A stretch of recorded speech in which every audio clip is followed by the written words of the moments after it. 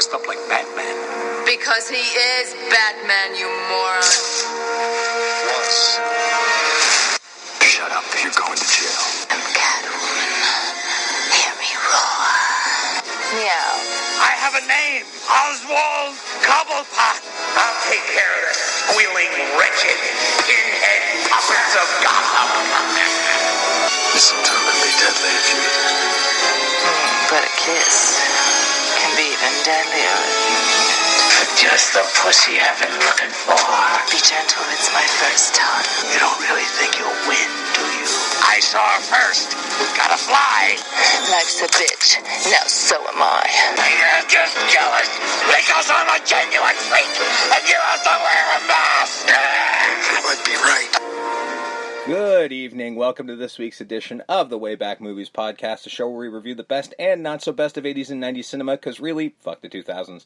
My name is Steve, and with me on this crazy journey, Cousin. Doctor. Doctor. And we're back, finally.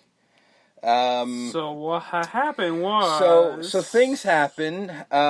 Basically, my work got insane for convention season, as it were, in Toronto.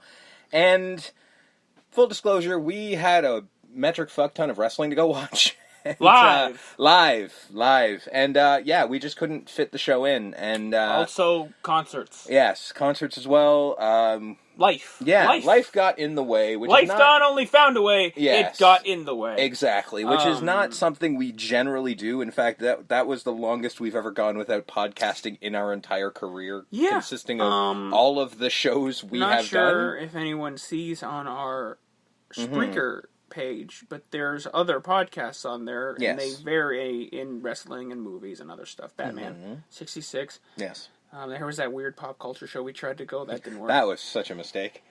But we've been podcasting for about 5 years now. Yeah. And the last couple weeks were the first weeks we didn't do a podcast of any kind. Yeah.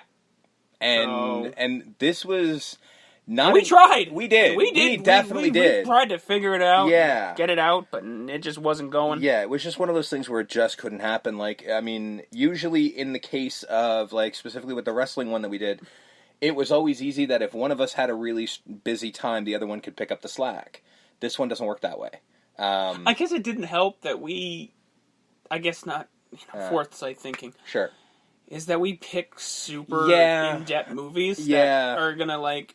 The Batman one was long, this one's going to be long, the other two Batmans are probably going to be just as long. We picked a topic that is a wealth of knowledge. Yeah, there was, there's our cup runneth over a little with bit. Notes. Yeah, and this was something so that I guess we should have kept it light and fluffy? Perhaps, yeah, but I mean, hindsight is 20/20. There was nothing we could really do in the long run because we'd already agreed to do it, so we figured the smartest way was just to take a couple weeks off, get our shit out the way, and then come back as we've always been, which... In this case, it's going to be just as long as Batman, as you mentioned, because there's a metric fuck ton of information about these movies. I don't know who was paying that much attention, but apparently somebody was, because the info is just ridiculously high. So, with that being said, I think we should just jump right back in, but yes, we are back. Thank you if you've joined us again. We apologize. We will try to never do that again. Yep. So, that being said, let's travel back to June 19th, 1992 for Batman Returns.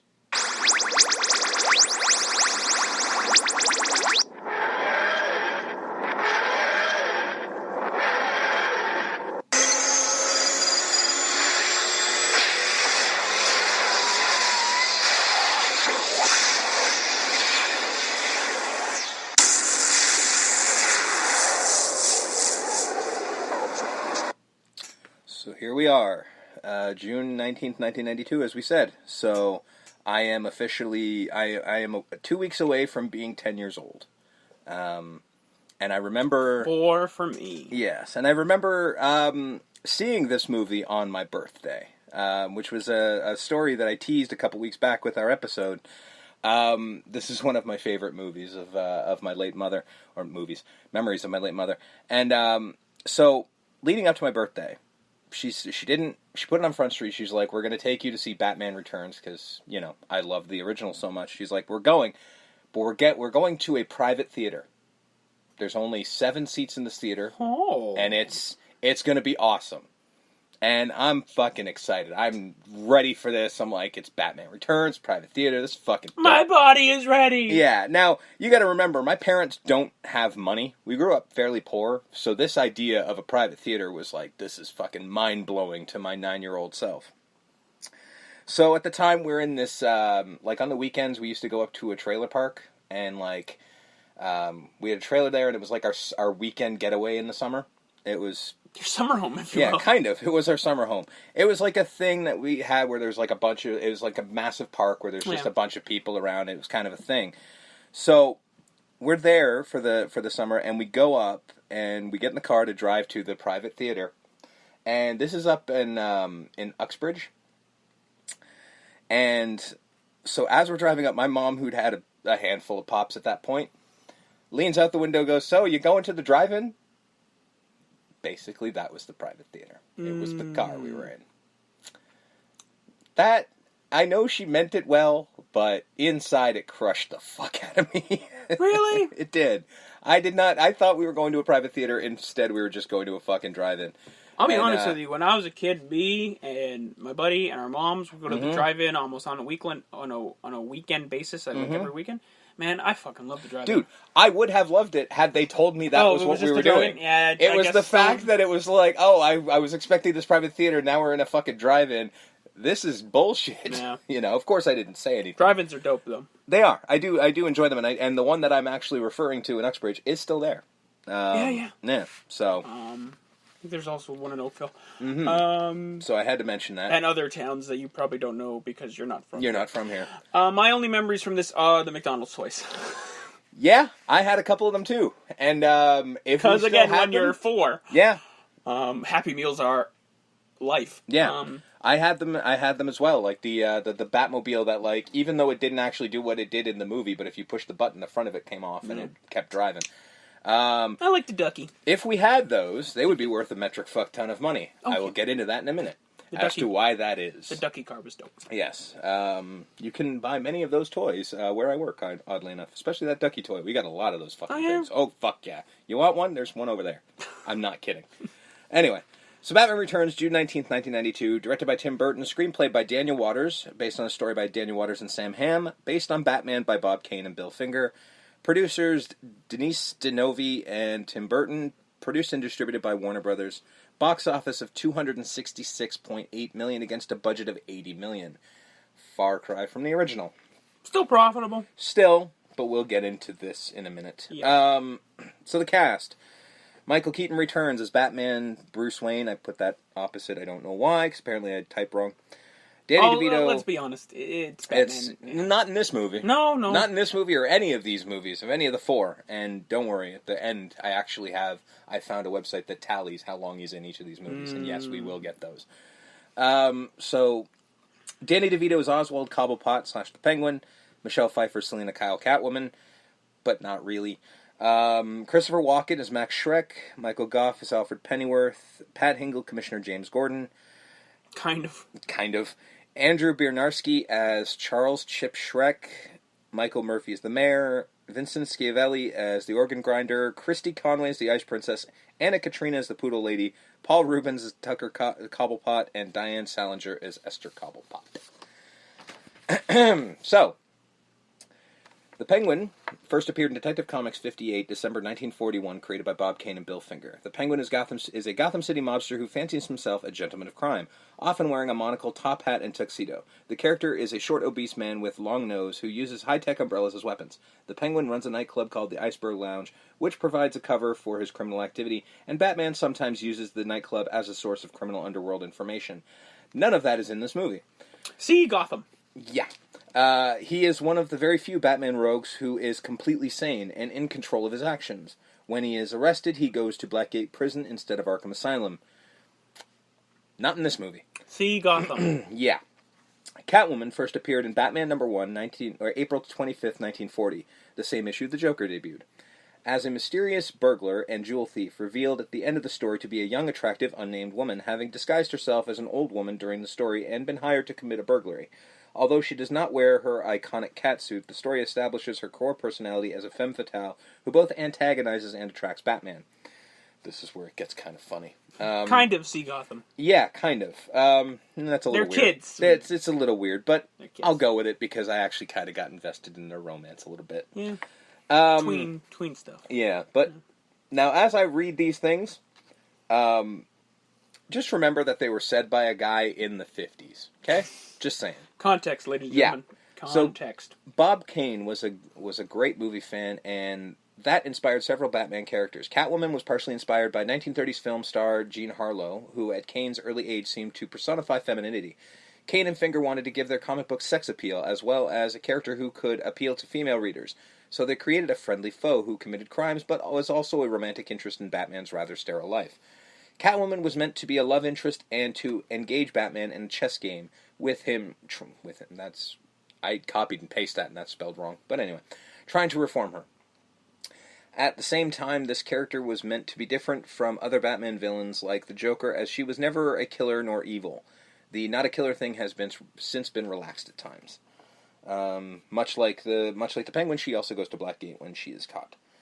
The character was also partially inspired by Kane's cousin Ruth Steele, which is a great fucking name. Great fucking name. Jesus.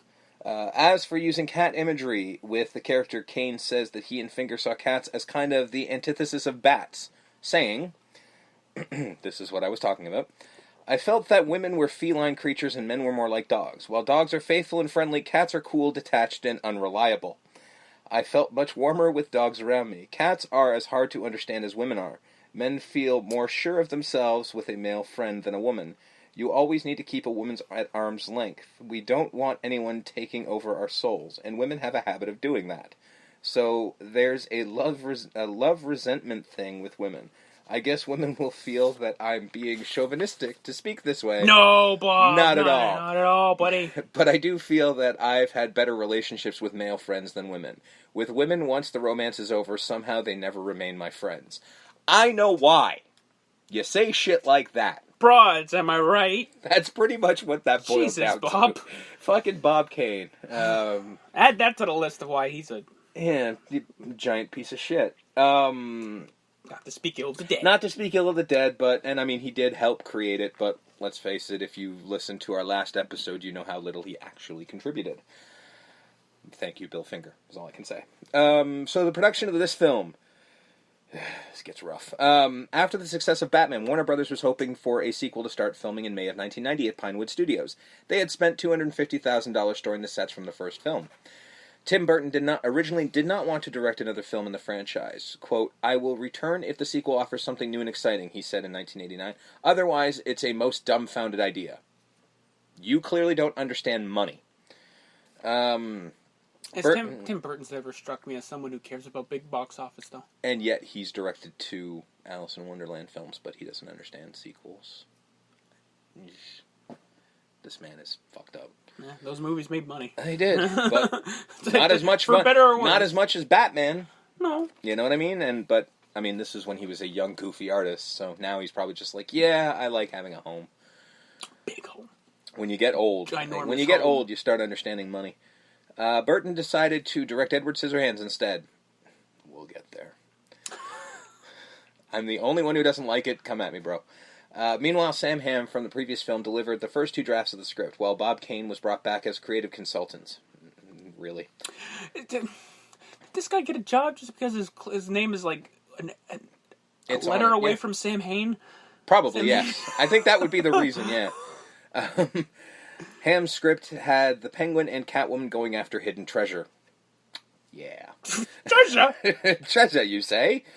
Burton was impressed with Daniel Waters' work on Heathers, and originally brought Waters aboard on a sequel to Beetlejuice. Still waiting. I'm not. I want to see that. I don't want to see that go tropical. It's never going to go tropical. It was then, but we're 20 years away now, and unlike, well, I'll get there. I was literally going to make a comparison to something. Michael Keaton's old enough to retire to Florida now, so it might damn well go tropical. I just want to see Michael Keaton do everything, so if it's Beetlejuice, I'm happy. Yeah. But he still should be playing The Dark Knight and Dark Knight Returns. Just saying. To entice him back to Warner Brothers, they granted Burton a large amount of creative control. Whoops.